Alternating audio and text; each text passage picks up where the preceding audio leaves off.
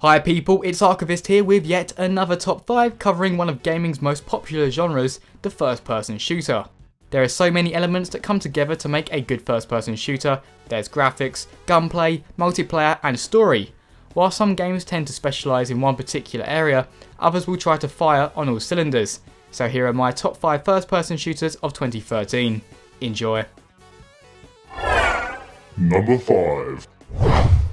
First on the list comes Metro Last Light, a fairly unique first-person shooter that is told from the perspective of a post-nuclear attack Russian survivor.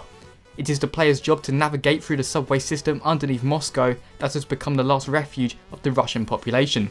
If you dare to venture above ground, the mutants won't take kindly to your presence. Last Light tells a fascinating story and displays visuals that are considered by many to be unmatched. Number 4. Another great looking first person shooter to come out this year is Crysis 3. The Crysis series is synonymous with great graphics, however I personally feel the gameplay to be its strongest point. In Crysis 3 you are a soldier equipped with the nanosuit, a high-tech piece of armour that can give the wearer superhuman abilities. While the suit definitely gives some combat advantages, Crysis 3 sheds a harsh light on the problems it can cause, such as withdrawal and infestation. Number 3. Showcasing the graphical capabilities of the PlayStation 4 is Killzone Shadowfall.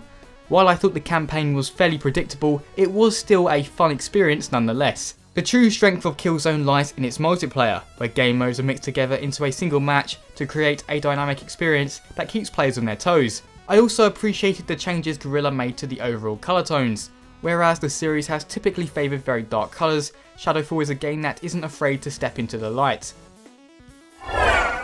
Number 2. Battlefield 4 comes in at number 2 on the list. While I really didn't care for the campaign at all, the game more than makes up for it in the multiplayer department. Although the maps are pretty big, the 64 player matches make the battlefield both chaotic and fun. Bringing a skyscraper down is pretty spectacular to behold, at least for the first 10 times or so. It's number 1. BioShock Infinite is one of those games that deserved the hype it got. While the graphics were not necessarily photorealistic, the art style as a whole was a visual feast. Everything from your companion Elizabeth to your enemy Songbird brim with imagination, to the point where I was actually left wanting more despite the generous campaign length. The twist at the end is a bit of a mindbender, however unravelling it is all part of the fun. BioShock Infinite is one of those games that will be remembered for years to come as a benchmark for AAA first person shooters. Those are my top 5 first person shooters of 2013. Be sure to let me know what first person shooters you enjoyed most in the comments section. As always people, thanks very much for watching and see you next time.